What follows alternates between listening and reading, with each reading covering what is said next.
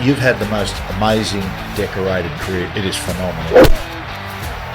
22-year playing career. Started in 94. You won Rookie of the Year. You won 4 NRL titles with the Broncos. You won Test Series with the Kangaroos. Origin Series with Queensland. Switched to Union. Won everything. Won World Cups. The All Blacks. Your win rate there was 85%. You won Super Rugby titles. You won titles in Europe. You're the only man in history to win an NRL title, a Rugby World Cup, a Super Rugby title, a Heineken Cup, and then put on top of that all the Origin Series wins. Thorny, great to see you again. Thanks for making me feel like a loser.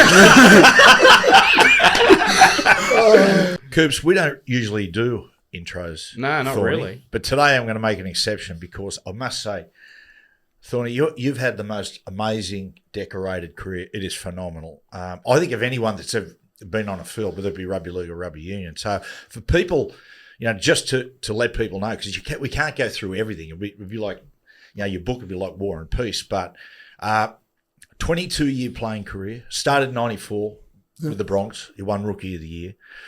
You finished 2016 at 41 playing for Queensland country after a stint in Europe with Leicester Tigers.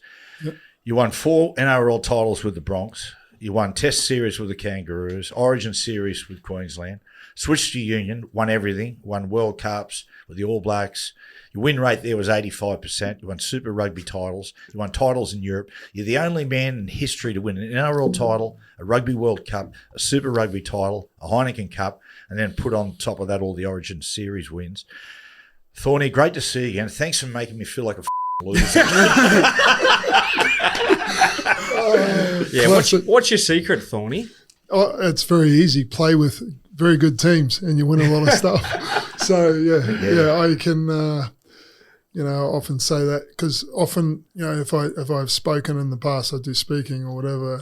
Often, that stuff gets read out, and it's not like I play tennis or you're in these great teams. If you play with Alfie Langer, Steve Renouf, Glenn Lazarus, and the rest of them, if you play with Richie McCaw, Dan Carter, you get to win some stuff. So the thing that's cool about it, Matty, is being your part in that team, being a part of that group that get those things done. That's the cool part about it, and you care about each other enough, and you play to the potential that you have. You can have some good days. Well, Thorny, can I ask you, when you're obviously your book, but when you're in a moment, like when you're doing these achievements, winning grand finals, winning World Cups, you never really take a moment to sit back and think of all the achievements you're doing.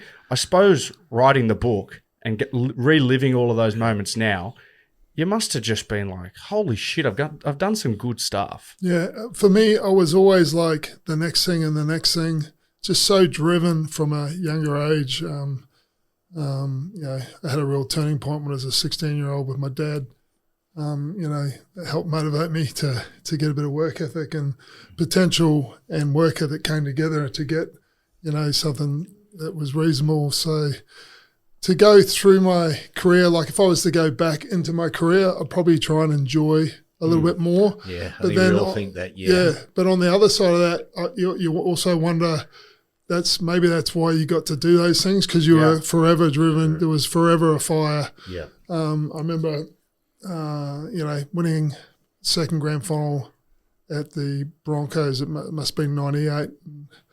Within 3 weeks after the grand final, I wanted to start training again and hungry. So I guess that's the way of the competitor.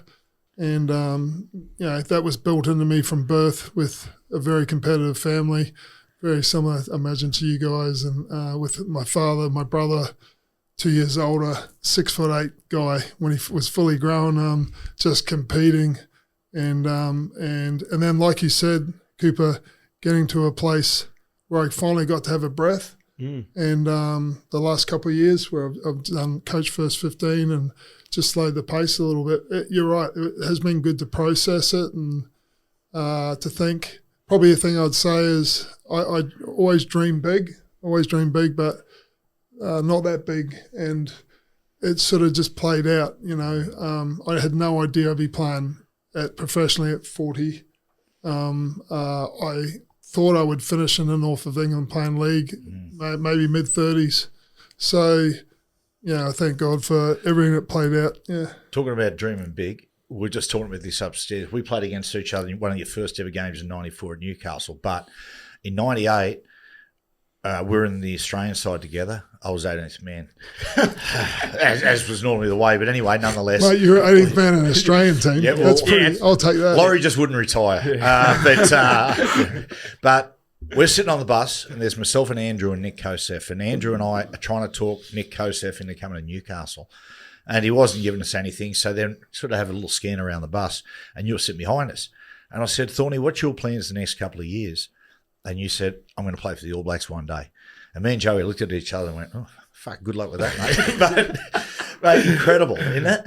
Yeah, that was never possible because the game wasn't professional. There were rumours that the game was going to go pro in the early 90s. Yep. And I remember my dad, we had a chat around and he said, hey, if you get some stuff done in league, maybe you could go back and chase that goal. You know? And the game did go professional in '96, so the opportunity did arise, and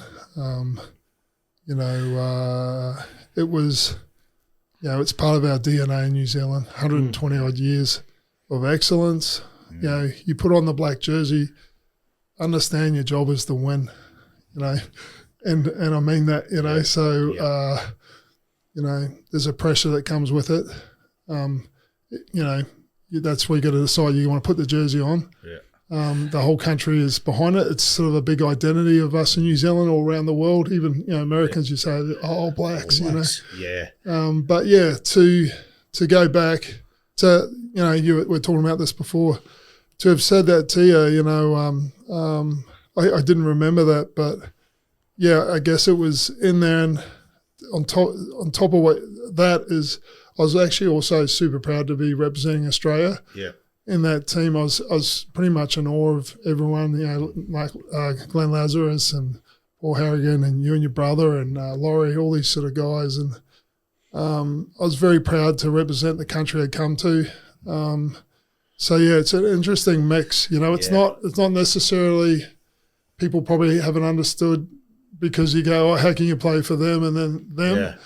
Sort of like two identities. I never heard of league when I came to Australia. Didn't know anything about it. When did you come to Australia? In the early 80s, in 1984. Yeah. We just started off in Caravan Park and then rental in a house. And we went to a state school and the kids played league. And after a couple of years, the family we're, of course, immigrants or whatever, we're trying to get established. After a couple of years, Dad said, you can go and play some club weekend sport.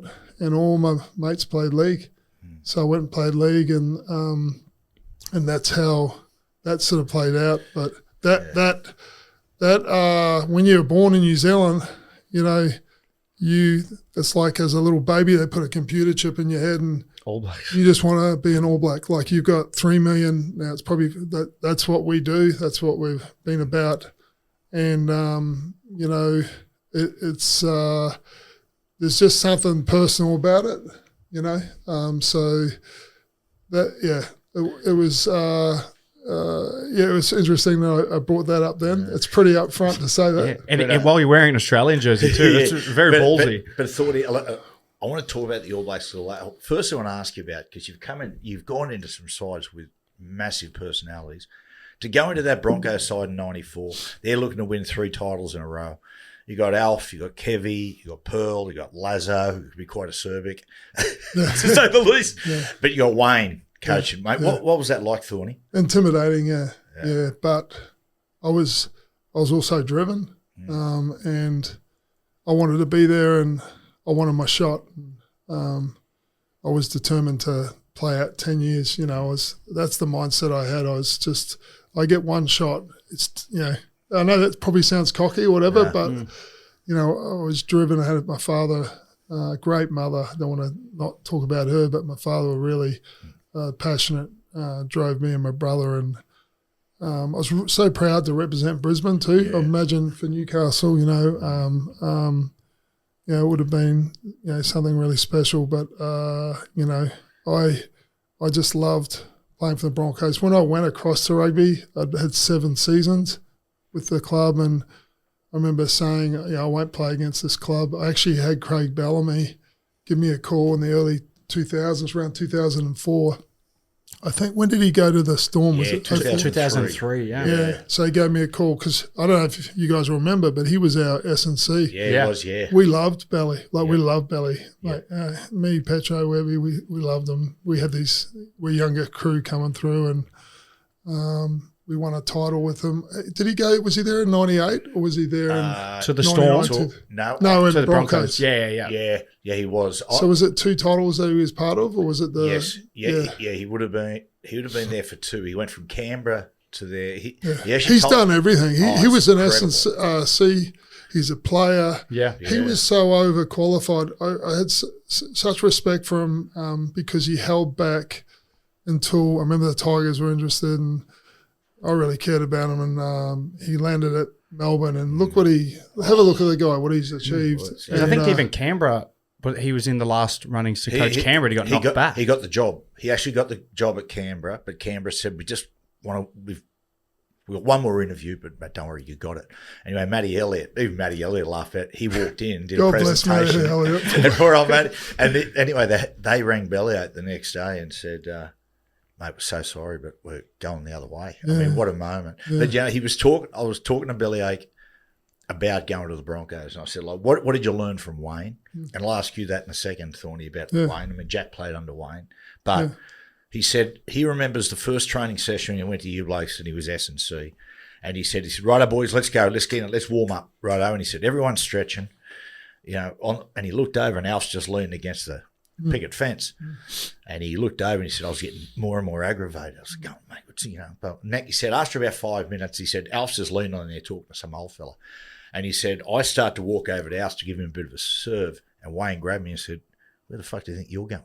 He said, I'm going to grab Alf, and he said, oh, you just leave him alone. That's what he does. So to be in that culture with Wayne, I mean, it can be very easily sometimes imagine when you get Wayne at the start of the career, you almost get spoilt a little bit. But what about his influence? Incredible.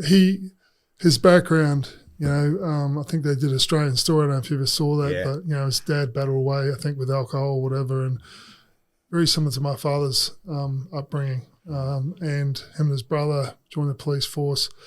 He was a policeman for a period of time, but he took over the academy. So you could see him in that role. That's coaching, and we often would go out there and train. But, he was a winner. He knew people, hard work, playing for your mate was massive, having a real pride in the jersey. We used to pride ourselves on winning away from home. If you needed a tune-up, he's happy to give you one. But it was good in the team. Alfie was a great balance because he's such a larrikin. He used to sit next to me. I used to battle with, I still probably do to this day, with a bit of anxiety. I used to sit right next to the door. That's where I felt comfortable. It was not much bigger than this, the video room. And Wayne's doing fast forward and rewind, and Alfie would be going, hey, big ears, I used to sit there with my hat, and I just had my hat low because I'm like, please, Wayne, don't ask me a question. That's the worst, isn't it? When a coach asks you, singles you out. Yeah, and then, what's cool to say right now, and getting to play for the length that I did and who I got to play with, I've always said Alfie's the best I played with in either code. Wow. Dan Cutter, all those sort of guys, right? Yeah, he couldn't tackle. He tripped. Okay, he wasn't the fittest in the preseason, all this sort of stuff. When I say that, what I mean is his influence on. Sorry, I'm not Cooper. I need to talk to you a bit more there. But, hey, don't worry. That's sorry, brother. We're good, mate. He's used to being second best. Don't worry, it's all about the cameras. Third best. Yeah, but he just his influence over such a long period of time. He was a winner, and he just took over and won games. And so this, 160 centimetre guy, to get to the end of a career and to play with so many great players, to say, that's the biggest sort of thing I can give to Alf. While he was the best I saw, is once again just his influence and origin and all that stuff. For me personally, that's who I think is the best I ever saw. Once again, rugby people won't like that necessarily, but that's how I saw it. Alfie is the best I saw in both codes as far as influence on games and just it just felt so good having him out there. And he's a smaller guy, but far out he's a winner, for a competitor. For a young guy who goes into that Broncos side, like with all those champions, what was their training level like? Like when you first strapped the boots on for your first training session? I think when you first went there, was Kelvin Giles still there? Yeah, Kelvin was Jesus! First memory of Kelvin is it's so cool talking about all these memories. We're talking upstairs before we even came in here, but first memory of Kelvin Giles, like you trained. You know how they were a bit upset last year because Madge, they had spew buckets and stuff, and guys from our era probably thinking, what are people carrying on about? Because we used to turn. One thing about league is you train hard, man. It's rugby got tougher and better as the years that I went there, more professional. But like league was hard training, and it's endurance sports, repeat effort sport. You have to be, especially as a bigger guy. So before training, you would see guys. I don't know if it was down in Newcastle. You see guys try reaching, you'd hear them go, and there'd be like 5 guys spewing before you even train. Anyway, I'm running. We had this run that's at the inaugural reservoir. I don't know if you've heard about it, but it's a tough run out there. And this guy was running next to us, battling away. And I'm probably thinking, good, that's another guy you can go past. But Kelvin was running next to us, and this guy was going to stop and throw up. And Kelvin's like, you spew on the run, and this guy's like running along, so he was a big had a big impact at the Broncos. I guess league was becoming so professional. Tina Turner. Yeah. You remember those 90s? It's my favourite time in league. Was the 90s. The guys that I watched in the early 90s, and then what I got to be part of and against or whatever. It was such a cool game, in my opinion, at that time. And but yeah, he helped the Broncos get more professional. We had a gym guy called Dan Baker who was world class. Came in, he was really good. But yeah, Wayne was the dominant force, and he actually there's a piece that comes from one of his books that's in my book, and I sent him an email just to thank him, and just as I was writing the email, just realising how many he always liked quotes, Yep. and then winners have parties, losers have meetings, all these, if you prepare to fail, if you fail to prepare, you prepare to fail. These sort of things. He just had all that perfect balance, and we wanted to play from. Like for me in the stands, he was the general, and as a player, my resolve was Wayne. There's 13 guys on the team. He has to worry about 12. Not me. I'm going to give him even more than what he wants from me. And I felt good when we won for us, but also for him as he's our coach. I wanted him to, you wanted him to get the win as well. So yeah. So you win in 97, you're a sort of young player there. Really starting to start. 98 years go back to back, and you're really establishing. You're in the side. You win in 2000.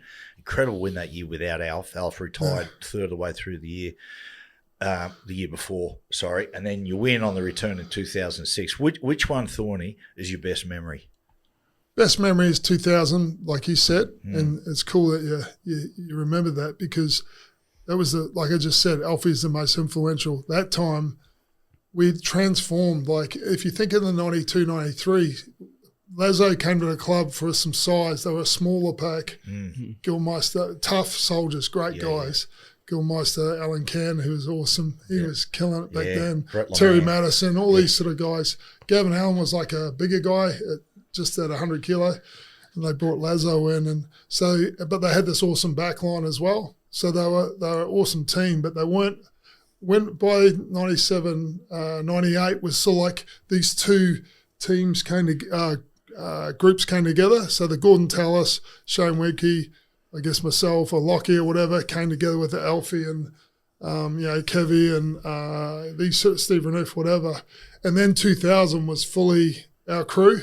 Yep. And Kevy was the last remnant with Mick Hancock. Yeah. And we just bashed our way. We were just dominant that year. It was a different style. It was a big forward pack. It was very Petro, different. Webke, myself, Gordy, Kevin Campion. I remember Kevin Campion, I was so pleased to him when he went to the Warriors because I remember him doing a hit-up in the video room and Wayne goes, Kevin, I don't need you doing hit-ups, mate. You got all these big boppers, you know. Yeah. And, you know, so Kevin, just a great man, pump out like 40, 50 tackles, you know, which was helpful because we're big guys. And then he went to the Warriors and you saw him get to have more hit-ups and stuff. And everyone realised how good that he was. Clever player. Do you know what I mean? And, Yes. and he was such good with his, Short you know. ball player. So, yeah, having all that pack and then, you know, to have a guy like, you know, Tony Carroll, Wayne said that in 40 years of footy, hadn't seen a guy hit as hard consistently in 40 years. As tons of, he was unpleasant. I'm sure you probably had a look up. It wasn't good. Yeah, it it's wasn't not. good. It's not a nice shoulder run. No, it's not. So yeah, and when big Wendell and Lottie, and then you had for me my favourite Lockie. For me, I loved him at fullback over 6 because he becomes your quarterback where he's not making tackles and he can just drop off to Wendell or drop off to Lottie, but he's fully fresh and he can just do his like a quarterback. You bring him on for attack. So the last thing, sorry, I'm probably rambling on, but the thing that was cool in 06, I felt was it was the first time we were the underdogs. And there's when you're the competition leaders, it's not an arrogance, but it's like when you get in those great teams, that winning mindset, we are good, and now we're going to show you why. Yeah. You know what I mean? And it's not built on being a dickhead. It's built on how hard we work and whatever. So it's not an arrogance. It's just a belief in whatever. When you are the underdog, like that Melbourne side would be some of the guys you got to play with. At the end of their careers, were pretty darn special. Some, great you know, season. Inglis and Cam Smith and Billy Kroenke and all these. They're all champion. Billy Slater, outstanding.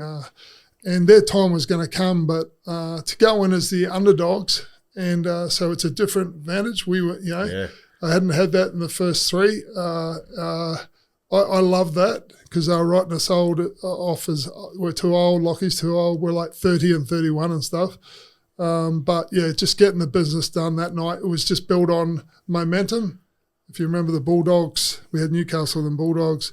And it was built on experience of you had the old dogs. We just knew how to just to deal with that day. Yeah, so it's funny, isn't it? Like those, I swear it's always the case, particularly with premierships in different eras. It's like you guys dominated that 90s, early 2000s period, and then as you guys kind of age out, about to retire, you beat the Storm in a grand final, who then dominate the next decade. That's right. And then you look at them, like they even they beat. As Cameron Smith's last year, they beat Penrith in 2020. And then Penrith the young guys, they just end up going on a run. It always is a baton change. And then the Broncos, like the Panthers, have always handed to the Broncos. They beat Broncos in the grand final. Then I think the thing that happened to us with that was considered a drought back then, 06. You know, Wayne was, looked like he was going down to the Roosters, all of a sudden. That's right. He can flirt with country clubs. Okay. So we just moved past that. But, we didn't have that, like, lost grand final where because you do grow from that. Like the Broncos grew from that recently. Like you said, Penrith, you feel the taste of falling short and it sucks, and the resolve builds, and you bring even more, and you get Penrith just the outstanding. You get the Storm, who's 20 years sort of just always at the top of the thing. For what happened with our guys was we had a turnover and a lot of young guys, Brent Tate and Darius Boyds and all these sort of guys coming through, and they hadn't really been part of that success. There was sort of like a 6-year period where Origin would come along, there'd be fatigue, and it was our sort of resolve was built on enough's enough, line in the sand. Unfortunately, two good guys, Brett Seymour and Neville Costigan, I don't know if you remember, got moved on, and Wayne brought Webby, Petra, myself in, and we just had a resolve. It's time to get business done, and to beat that Melbourne team was it was cool, and it was cool to see them go on, and so much respect for them. You know. Thorny, like as I said before, mate, you've done everything. We're going to talk about the All Blacks in a second. You won World Cups, mate, won Heineken Cups and everything. But State of Origin football, where does that sit as far as intensity and so on? At the top, yeah. The thing that I would get asked about this, to me, the equal of it in rugby is, I said you get born in New Zealand, you get a computer chip. Yeah. The other thing that I didn't add on to that is, as a little kid, that chip goes in and we look west. We're not looking at Australia. We're looking at Africa. Yeah. And when South African kid, rugby means so much to them. Mm. When they get born, they get a chip in their head. They want to be a Springbok. They look east because it's us. Yeah. You know. So when we go, to me, if I look at Origin, the intensity, the pressure, just the weight of the history, the awesomeness of what it is, and the noise. Shane Webke was standing 10 metres away from me at Lang Park or Suncorp, whatever you want to call it, and it wasn't facing me, and I was calling it. He couldn't hear me from 10 metres away. You've experienced that. So to be at altitude in South Africa, got to understand rugby's it's a heavyweight division. It's big men. I was lighter in league than I was in union. I could be my natural sort of size is 118. I could be that. When you feel you're strong and have power. In league. Especially when I went back to second, I had to trim, and I felt all fit and good, and I was playing good footy, but it wasn't the same power. When you feel at your weight. Yeah. But so it's a big man's game. There's big dudes everywhere. And when you play the Springboks, say Loftus, Pretoria, it's a heavyweight title fight. That's the best way to describe it. They never worried about. You never hear the Springboks talk about, the hucker's not fair, blah blah blah. There's 100 odd years of us going at it, the two of us, and we meet in the middle, like in UFC, that last 10 seconds, sometimes, when you hear that clapping of the thing, you'll see them that's go in the middle. It's sort of like that. We know what we're bringing, they know what they're bringing, which if you think about it, Origin's very similar. We meet in the middle and we swing. And that is, to me, a similar thing to State of Origin. It's a different game. We have our power stuff in rugby, power scrummaging 900 kilo against each other, trying to crush, each other, mauling, whatever. The defensive lines at the last feet, that's what allows the size to be there. Yep. League is such a hard game. Yeah. But so that's the connection if you wanted to look at the two games. And it was cool. The last thing I'll say on that is I had a test match there at Nelson Mandela Stadium in Soweto, which is the poorer area in Joburg, and 94,000 people before our third test. And we won it on the last minute. And I remember they sung their anthem. It's an awesome anthem, the South African anthem. So the Rainbow Nation. It's awesome. And it was the first time where I'm just game mode. I'll respect the anthem, I respect the haka, but I'm all about first action and whatever. I'm standing there, 94,000 are singing the opposition anthem, and it forced me to smile. I just had to, because it's just like, how good is this? 94,000 singing that awesome anthem, and we're about to get it on, and just the energy. Could not hear the haka. That's why I always stood at the back. Because the noise was so crazy, and it's good times. When you went to Union 2001, Thorny, I've heard oftentimes, whether these comments are accurate, but some leagues say they go across. Sammy Burgess said and just felt like he wasn't accepted, particularly at first. He wasn't received well. Was it the same with you? They were trying hard to help me, but everything's just different. So you got the Australian-New Zealand culture, slightly different. Yep. League, league can have a harshness about it, but banter. It's a spade's a spade. Even from like under 13s, you got some F and that. You know what I mean? Like it's a tough game played by tough, people, and there's so much awesome. I'm not putting league down at all. Yeah. I love it. I love the people in rugby league, but that's a culture in rugby. We're a rural country in New Zealand. It's rural. So you come from a lot of farm boys working, you're milking at 3 a.m. If it's snowing, doesn't matter, you got to get up. So, you can't be a dickhead in a small town. There's connection and there's a stoicness and there's, and then you've got the Polynesian who, a lot of those guys have got obviously Maori, but you've got the Polynesians who come in and their mum and dads, they're cleaners, taxi drivers, trying to bring their family over for more opportunity, which is exactly what my family did coming to Australia. So grateful to Australia, but they come across. So you bring that power and flair of the Polynesian and the stoicness and of the rural, it's very New similar Zealand. to rugby league here, Yes. in that how it's combined, that Excellent. very grassroots working class. Yeah, excellent example. But I came across and, some guys were standoffish. Some of the standoffish guys are some of my better mates to this day. Is that they standoffish just because you come from league? Obviously, you come over as like a big deal. You'd won so many premierships. Were they just a little bit like, who's this leaguey coming over here? Possibly. You'd have to ask them. It was so different. Like if I sat on the bus, there was an order to where you sat. So when I went across, I'd played a year in the Brisbane competition for West and then 7 seasons with the Broncos with a lot of success playing for Australia, winning titles, whatever. So that's 8 seasons. I went across on my 9th season as a pro. Some guys, that's their career, you know what I mean? So, and I go onto the bus and just try and sit down somewhere in the middle. You got to go to the front. You're a rookie. Really? You're a new guy. That's their way. And you have to respect. You don't go in, you respect what you come into. I learned that when I played in Japan, Ireland, England.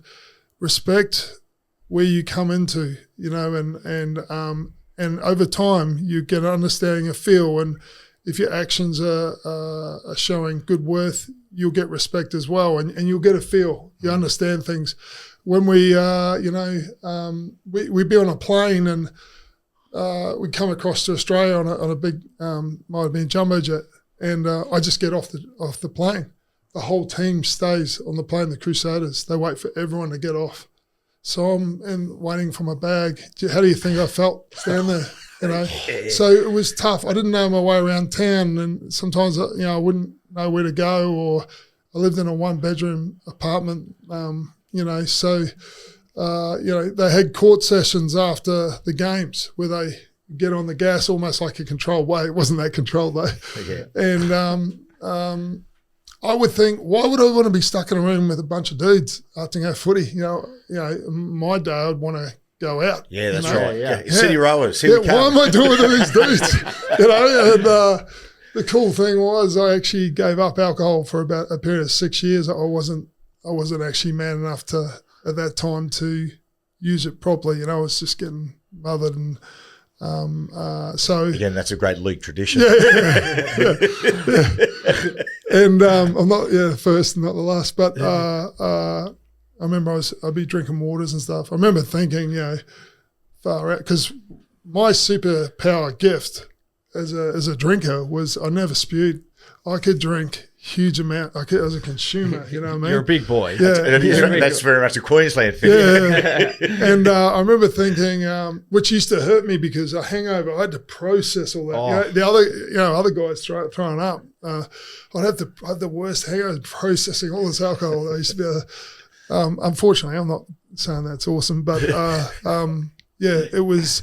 I remember thinking in those court sessions, if I was drinking, I could be dominant in this room, But I'd sort of made a good decision there. But a lot of the cultural stuff was different. Guys in the team meetings really stood out. Could say stuff that was quite sincere. Whereas at the Broncos, if I was saying something quite sincere, I might have Alfie give me a wet willy while I'm talking, or there'd be all this banter. And So it was different, but do you know what wasn't different? Hard work, discipline, caring about your mate, sticking, playing, putting the team first.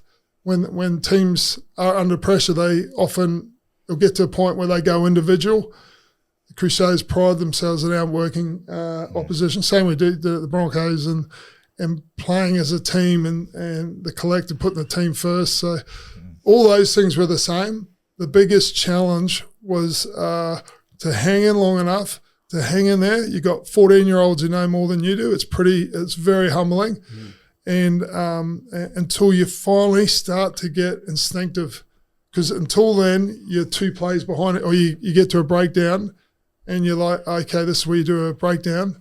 It's already moved on. Yeah. You do this, you can't, line out.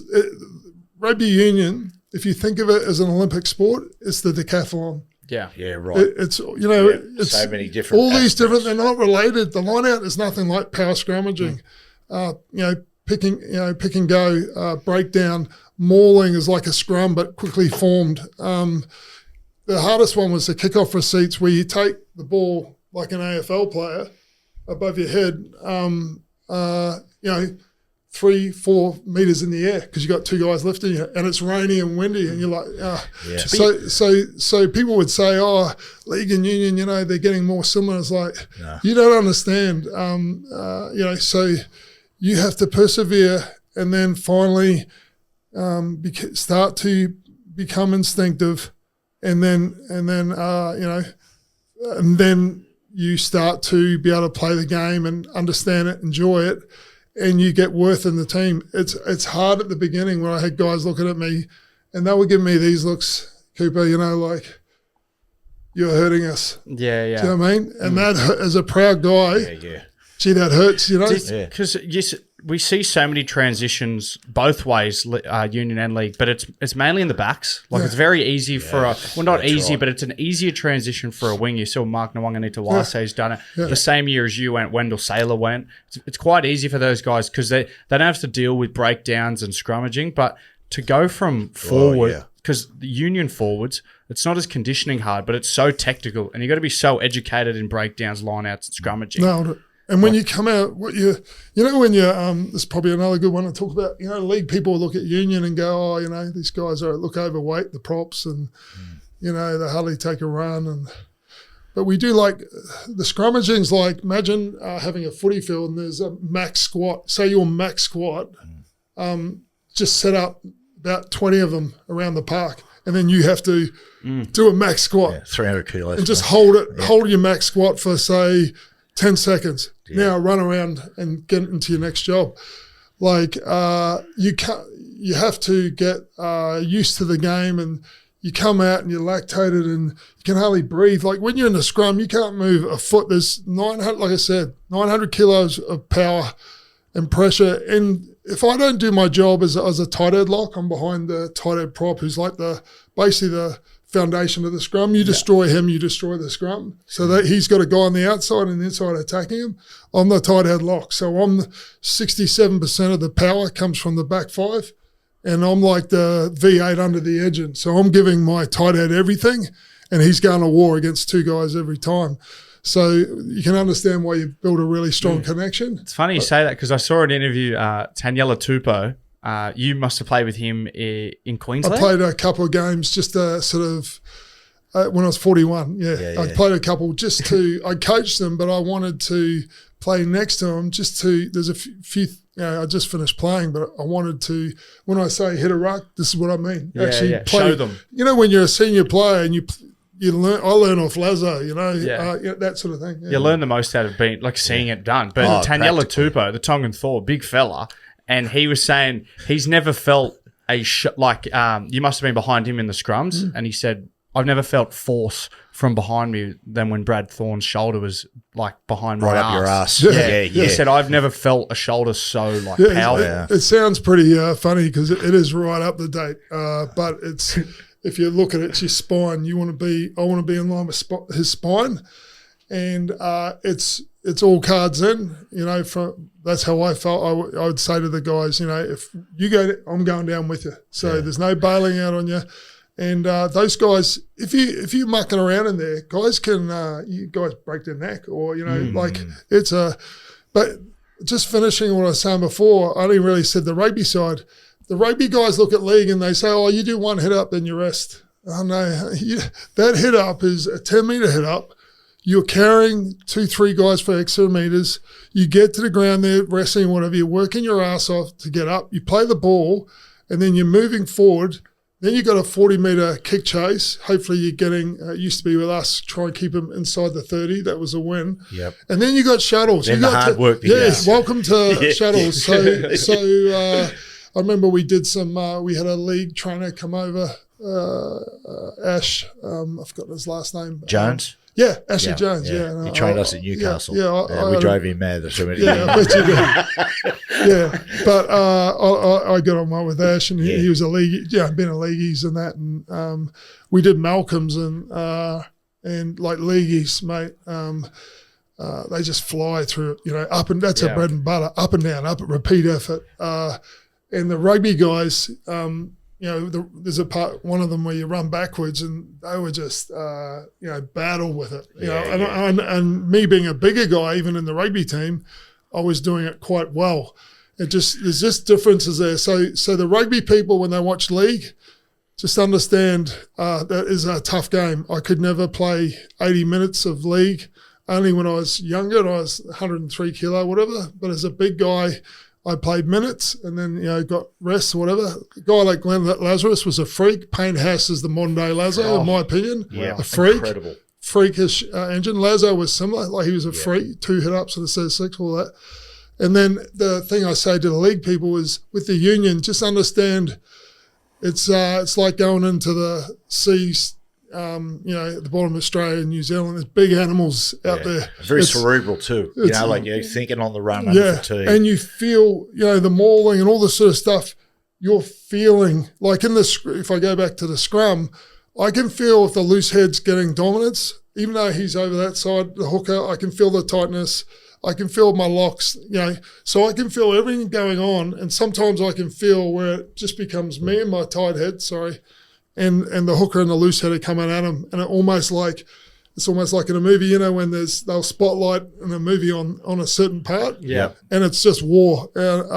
So what I'm saying is, for the league people watch rugby, rugby's got its own things. Yeah. And it is a physical game at the top level. You get over that ball, we are flying in, horizontal, trying to waste you. Yeah. The change, like culturally and going into, as you said, you did it, and you weren't their trust.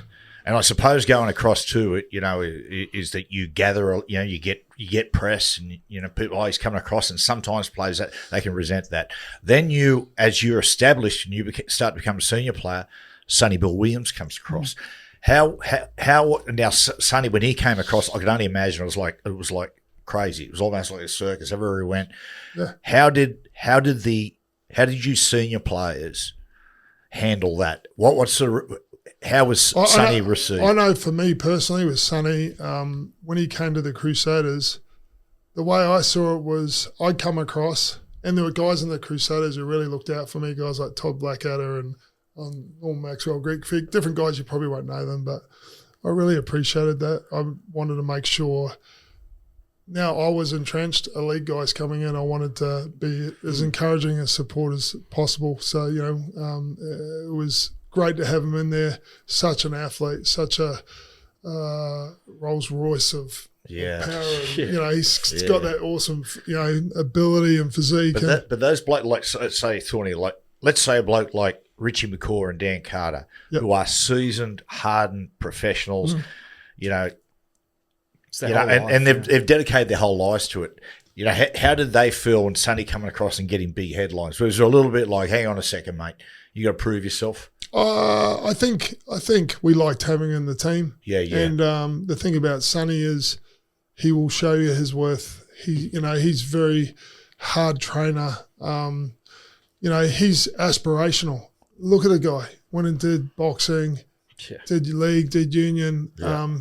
I love that. I love when these guys have a crack. And basically that's all I did is just have, when I came across to rugby that first time, when I considered a success was the moment I signed. So I hadn't even gone across yet, because what I felt was I didn't want to be an old man and have that question. Yep. Could I have? What if I'd grown up in New Zealand, we never moved to Australia? Would I have been good enough? Or, what if I'd gone back to Union and become an All Black? So at least I'd know, and if I failed, fine. At least I'd know, hey, it didn't work, whatever. So, guys like Sonny coming to the Crusaders, I think he'd had 2-3 years, he'd been in France, whatever, and I think he had an MPC, which is a really good building. Yep. It's just like the national comp, which is a really good place to continue to grow your game. And he was, we had a special team that year, went all the way. And we just, I don't know if you remember, but we had an earthquake. We had no home games. Yep. Yeah. Went to London, had to come back from Africa and just got pipped in the final. So, yeah. Mate, playing the All Blacks, you're used to pressure, because the Brisbane Broncos are about pressure. If you play for Brisbane and you come second, where most teams go, that's a great season. Broncos go failure.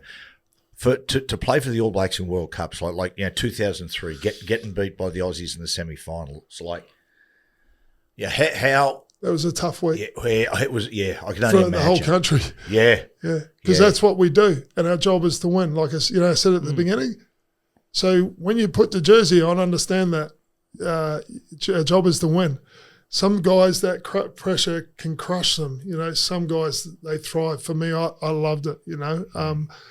Coming into the Broncos as a 19-year-old. Do you remember we had the QE2? Remember we used to be out there? What a prick of a ground to play for some visitors. Yeah. We had sometimes I'd go out there and I'd see teams already beaten. You just sense it.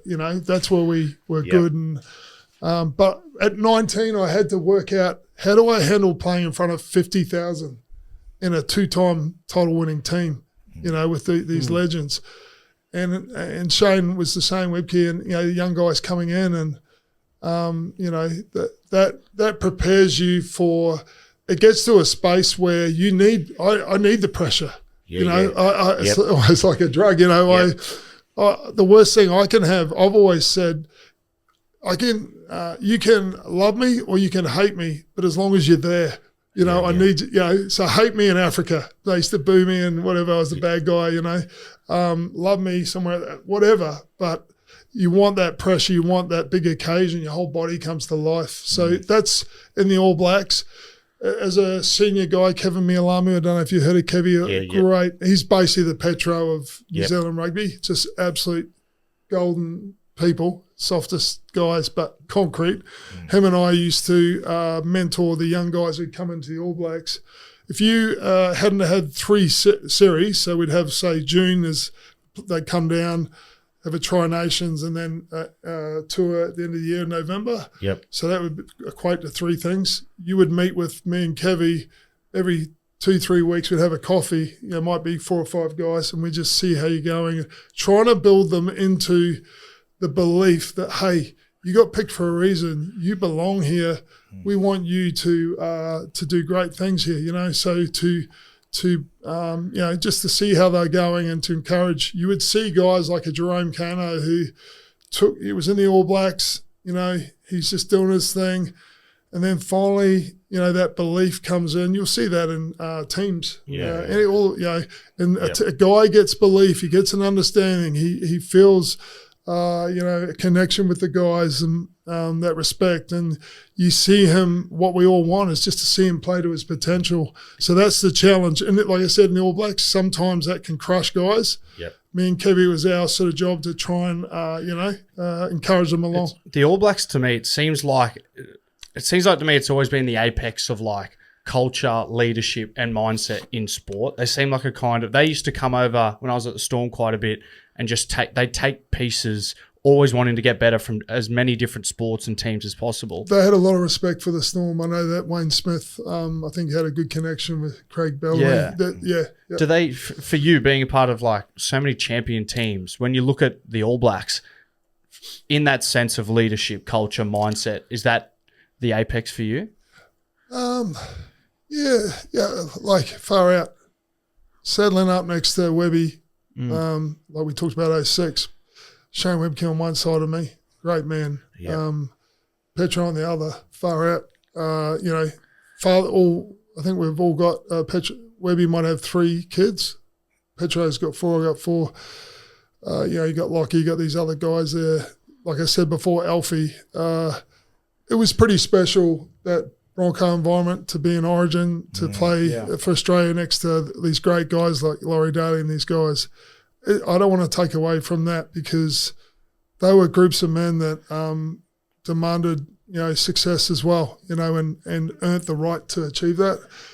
In the All Blacks, you got to remember, we've got that, 100-odd years of performance, and, we take it seriously, and the weight of the nation's on us. But we'd been falling short in World Cups. We had a 24-year drought from 1987, the first one, to 2011. Isn't that incredible? Yeah, that is. Wow. So when it mattered, what would happen is we play this attractive rugby, All Blacks. We pack out stadiums in Europe or whatever. You get to World Cup, it's a different game. You've got your 4-round robin that can almost put you in a sense of, that can sometimes not help you. You're kicking big scores, whatever. Beating Romania. For me, that meant nothing. 2011, I wasn't interested in it. I was interested in the build.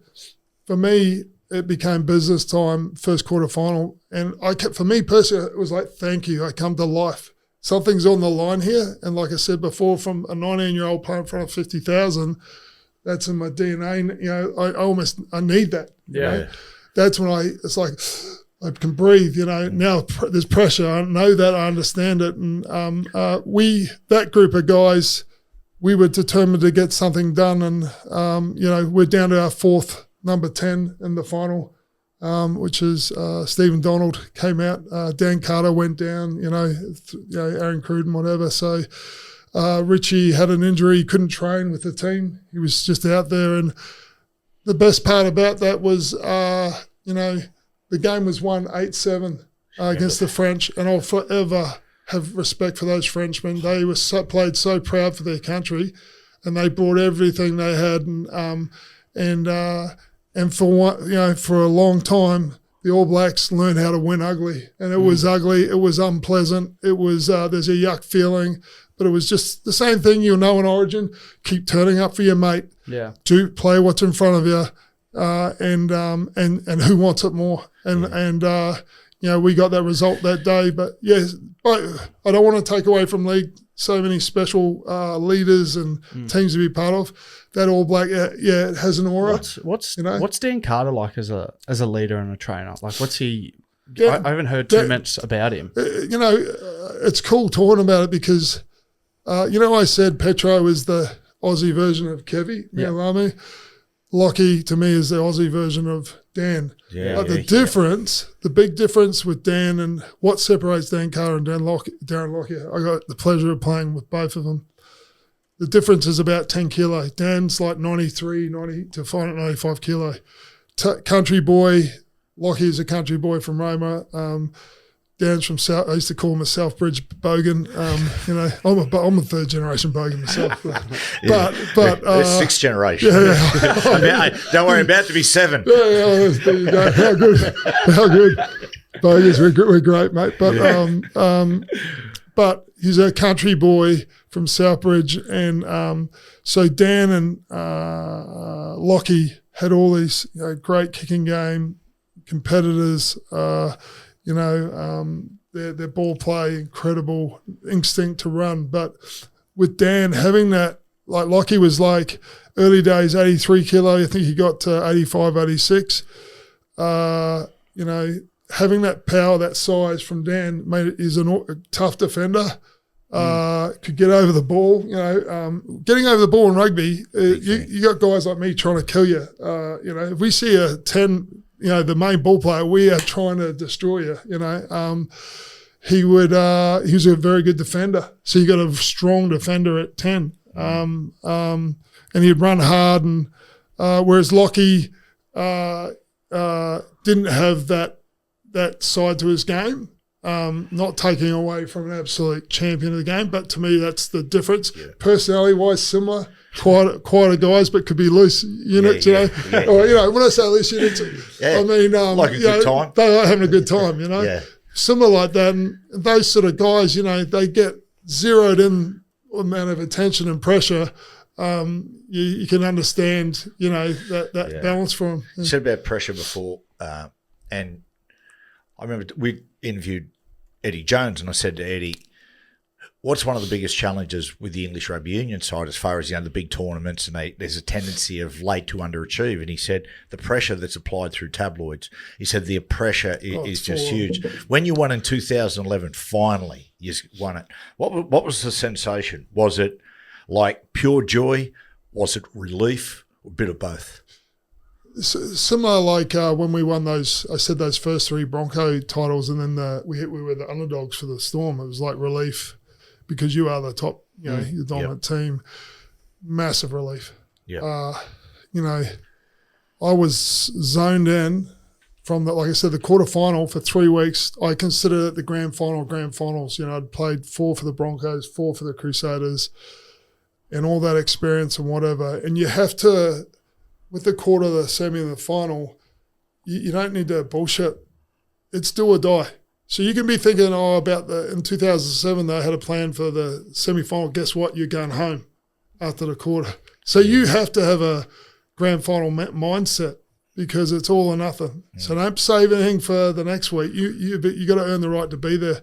For me, I've got which I appreciate, I've got like a gift where I just see nothing past I just see blackness. Yeah, right. I've always had that where the minute after I win that quarterfinal, then it's like on a video game, you unlock another thing. It's a great gift to live in the moment. Great, yeah. So you got to front on each one of those, but by the time I got to the final when we won it, and I woke up that morning, I was crook, and some things didn't go our way with the line out. I think we kicked 2 from 7. Petty had hurt his groin, so we couldn't build scoreboard pressure. And like I said, the French, as the French always do, jeez, they're bogies high for you. Like I said, on my deathbed, I'll salute the French. I love the ballot, but when we won that game, for me, it was like walking away from a car crash. Wow. Just absolute, like in shock of just the pressure and the weight. And, being the oldest guy, that was my last test for the All Blacks, game number 60, 50-night test. And everything was on the line. I was the most senior guy. And, all that came out. I fell on my knees. I'd seen guys like Mel Meninga, remember him crying in 89 and different guys. And I fell on my knees bawling, and all that energy came out. And I didn't have to, with the All Blacks, because of the 2007 team, where they went out in the quarters, they had a review, the 6-month review the next year, and that there was a bit of baggage with those guys. For me, I felt I had to show strength around the team. So instead of just in the game, even just in general, I'm putting on like a front, not over the top, but it wasn't until I go back to my room and I get to just be myself. And I remember in that 2011, in that 3 weeks, I remember I didn't like the nighttime because I had heart palpitations. So that's I haven't had that before. Where that's where your heart flutters a bit. Yeah. And it was just the non-stop pressure of being around that. But we got the job done. Wasn't until the next day where we went out and celebrated. 250,000 Aucklanders come out, and finally I got to feel some elation and joy. And shame for Richie, he was exactly the same. He felt similar, and then Where does that, in comparison to like a Mad Monday NRL celebration after you win a grand final, winning a World Cup, how does that compare? Do they celebrate? I imagine a lot of similarities. It was such relief, from the bottom, the South Island, to the top, to expats around the world. It was just a relief, and you heard about people just crying and yelling in the street. Like, we would get in the bus at the Hotel The Heritage in the middle of Auckland, and we'd go out to Eden Park, and it was lined up. I'd be in the bus with, I'll admit it, I'd have tears, rolling down my face just before the game. You know, you see the RGs and the French, they get passionate. Yeah. I had tears rolling down my face. Just they're basically saying, we're with you. And, you know, the celebration probably was crazy for everyone. I was a 36-year-old father of 4. Like I said, I had felt that pressure, and I actually went to bed, you know, with my wife, and you know, within 3 days, I was going to Japan. I played 2 weeks later. Believe it or not. And it was, and you know, when they had that nuclear problem. Fukushima. 2 weeks later, I was 100 kilometres away from there playing, you know, a Japanese team with about 3,000 people in a 50,000 crowd, you know, stadium, just thinking, what the heck am I doing here? Not necessarily the shit house, but not far away. Hey, Thorny, I mean, all the things you've done, European rugby, you just, everywhere you went, mate, you win, finish at 41, going into coaching. Coaching as far as rewards and pressure, how does that compare to playing? It's second to playing. Nothing is better. Yeah. It is so good. And everyone in this room, you know, got to play, and how good is it, you know, to go out and play footy. Coaching's, I remember Robbie Deans saying to me, you know, he's an All Black. I used to watch him in the 80s, you know, playing for Canterbury, and it's the next best thing, Thorny. I remember him saying that. And, you know, being involved, that sort of happened because playing all my rugby in New Zealand, a lot of people would think, oh, you'll go back to New Zealand. Brisbane's my home. It's where I've grown up since I was 7. My father's buried there. My, you know, I've got 3 sons born in Australia, my wife, and my daughter's born in New Zealand. But, yeah, to come back there, and there was an opportunity with the Reds, with the under-20s to have a role as a forwards coach. And I thought to myself, I played for 22 years, you know, footy, surely I know how to coach some 17-year-olds, you know what I mean?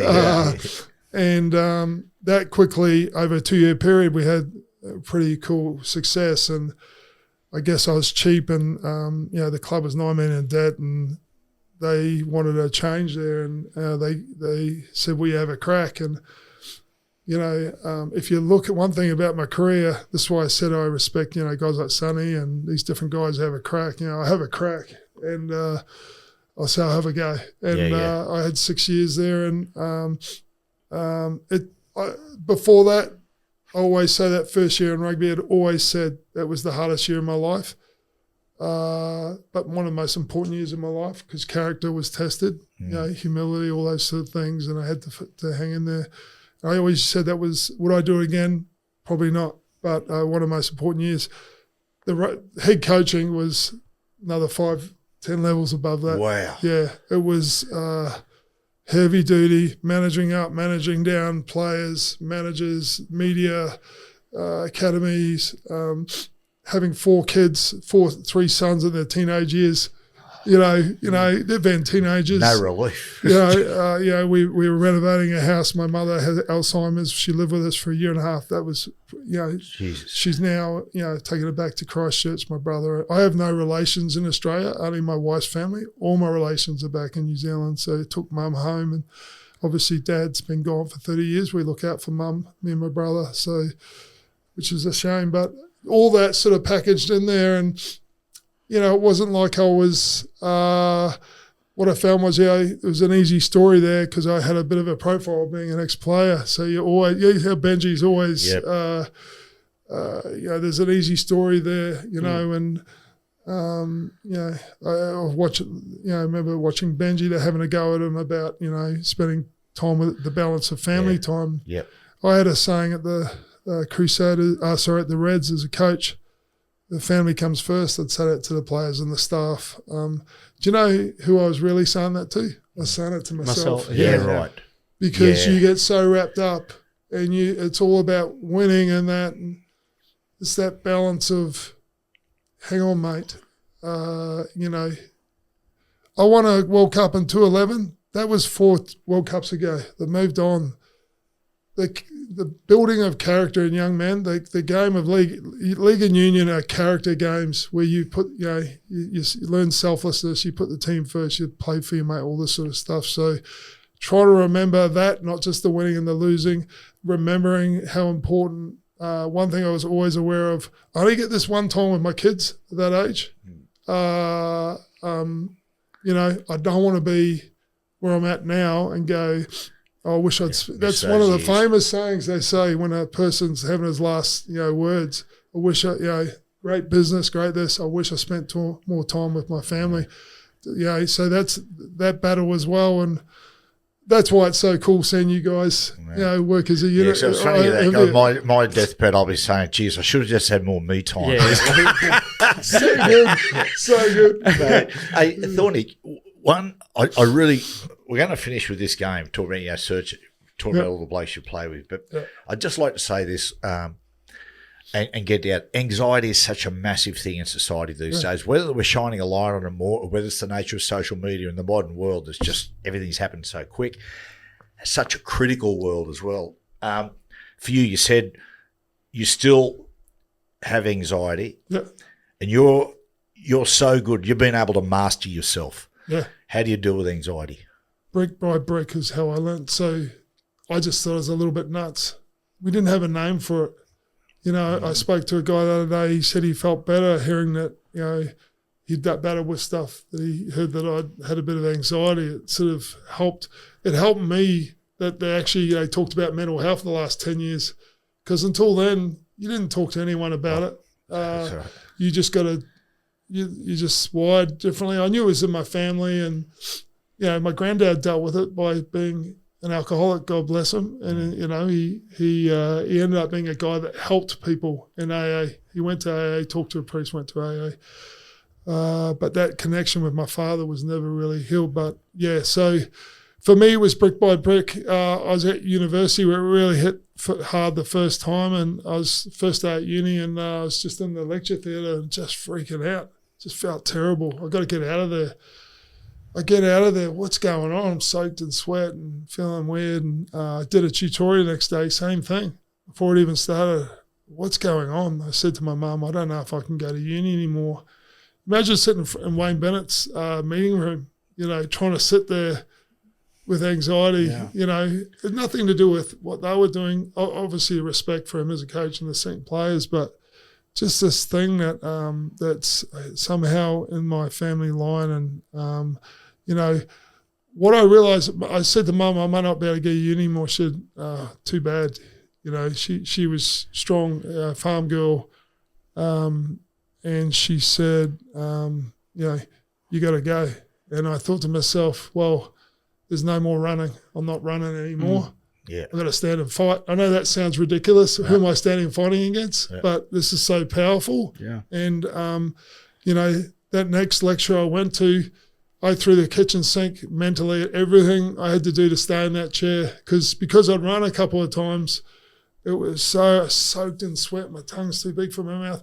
It's just a lecture theatre. It's like us sitting here now, it's relaxed, whatever. Yeah. But I'm under, what the heck is this, And I got through it, and I finally calmed, drenched in sweat, whatever. And then lecture by lecture, meetings at the Broncos, brick by brick. I just sit there, and sometimes Wayne would ask me, something around what we talked about. I didn't know. I wasn't listening. I was just trying to stay in the room. Sometimes, do you understand? Yeah. And Did they know that was going on there? No. I don't talk about this. Somebody didn't talk about it in rugby league. No one talked about this stuff, and I didn't even talk to my father about it. And I remember he told me he forced himself to do Toastmasters, and he put his hand up when there were opportunities. I reckon he had his own, battles. So for me, bit by bit. With those, when I say brick by brick, I got through that meeting, I got through that lecture, I built on that. And it's a similar mindset to footy. No backward step, everything you got, go forward. Go forward. And it trained my mind because it's a lot of negatives coming in you. And you realise the power of it can swamp you, but the strength is, you can put a lot of positives in your mind. And, and the other big thing it did, Matty, was compassion. Yeah. I'd sat there and I was at church with my family one day, and this lady's at the front talking about depression. I'm like, just get on with life. What are you worrying? What are you whinging about? I was a bit ruthless. And when that happened to me, it set me on my ass. And then I thought, if this is how bad anxiousness is, you can only imagine depression. So compassion is so important. And so as a coach, if I was talking to a guy, sometimes you get a guy to stand up. If I could sense that they were battling away, I would communicate more with them to just be side by side or whatever. So you have that compassion, and I think it was a real weapon for me as a player, because you can be tall and you can do your gym and be this big guy, but it's that we all know this is where it's at. It's incredible, and it refined me in my discipline and my mental attitude, of applying, what I was trying to apply under pressure. Yeah. So It's so funny how, like, in a sporting environment, like particularly in your day, but even the modern sort of generation, where you might want to, physically you don't want to show like you're hurt sometimes at training because you think, oh, the coach is going to think I'm soft, or he might not pick me this week because I'm carrying half an injury. It's the same with mental health, anxiety, depression. Players, I think why it festers out when people retire and it gets worse, because their whole career they'll pretend like if they are anxious, they'll put on a front like they're not, because out of fear, a coach might not pick them, or a club might get rid of them because they see it as weakness. But I feel like the newer generation, Jack and I do some work now with like the under-19s at Manly and whatnot, but you can see it now with the younger generation.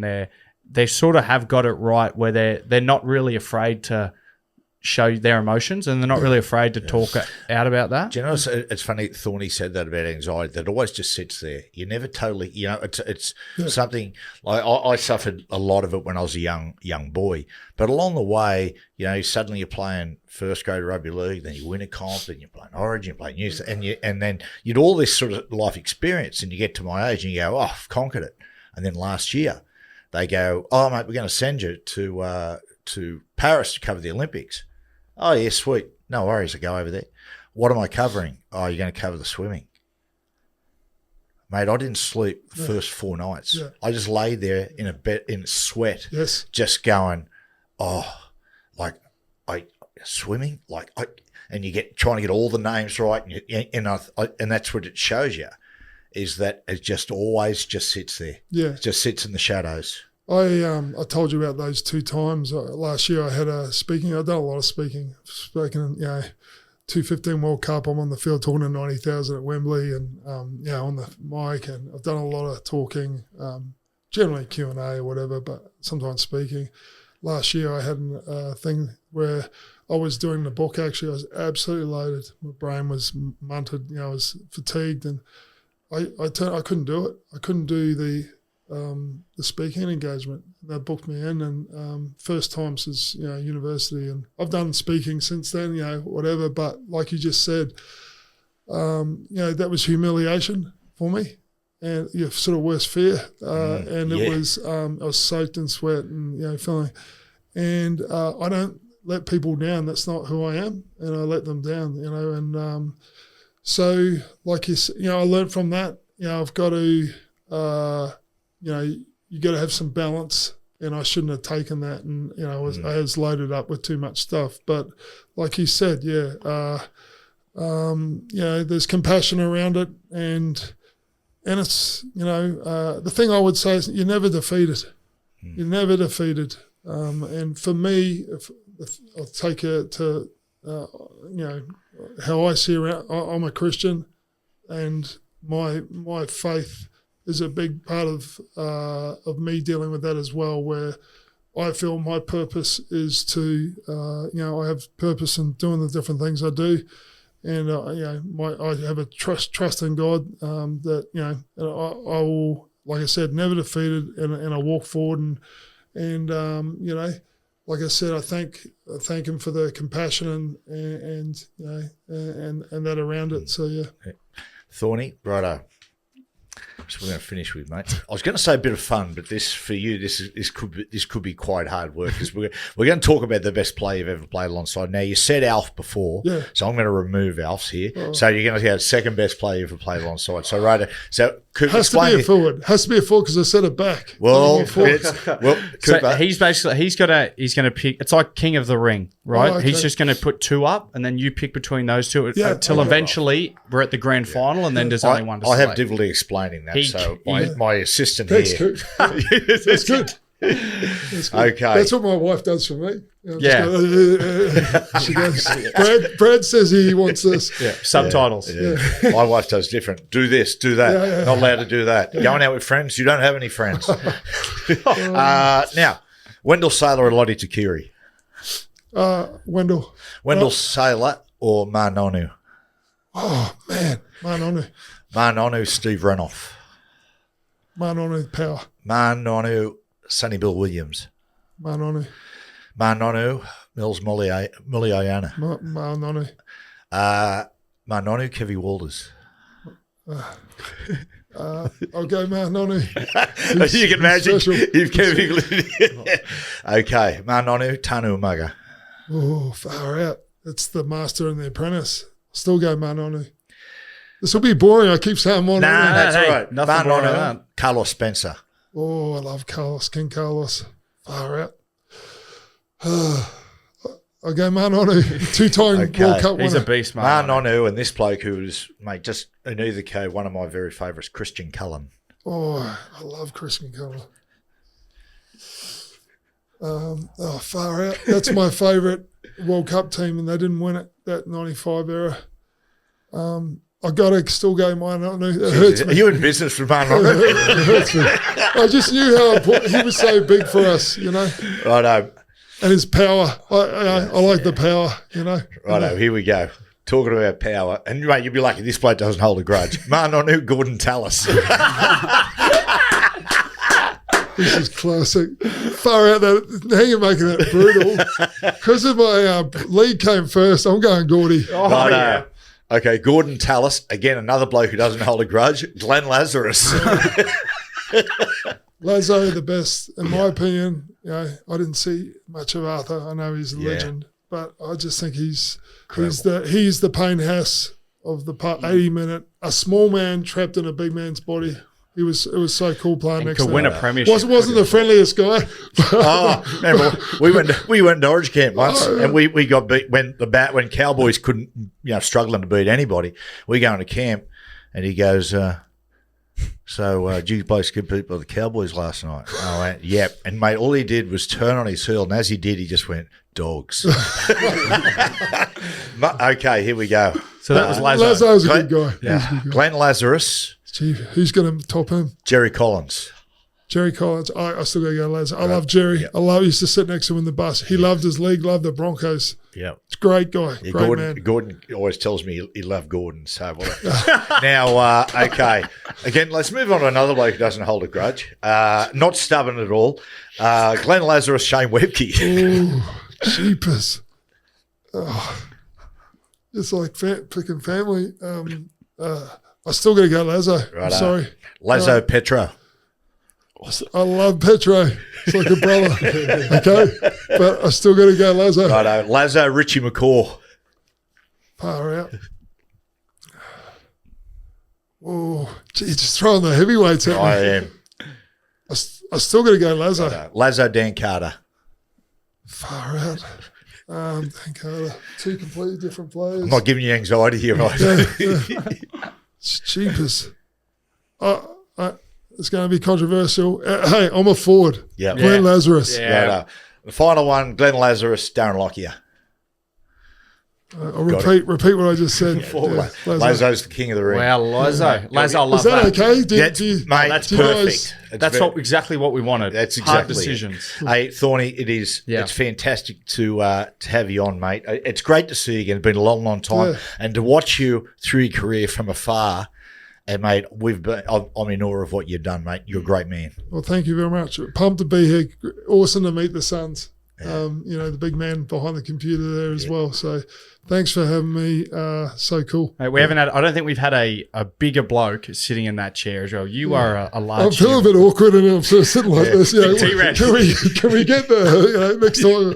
I've been sitting there through the interview going, okay, so Thorny's about 6'6". Look at all these things he's achieved. I'm looking at myself going, geez, well, I really shouldn't have done this. My sons will think, fucking hell, mate. How'd that? Do you know what I appreciate, actually, is the size of these, because I've got a massive head. So this, hopefully the mic's big. Yeah. Hopefully my skull doesn't look so big for once. We actually had to get that one flown in. For you. That's the final word. Awesome. Thanks, guys. Thorny. Thank you.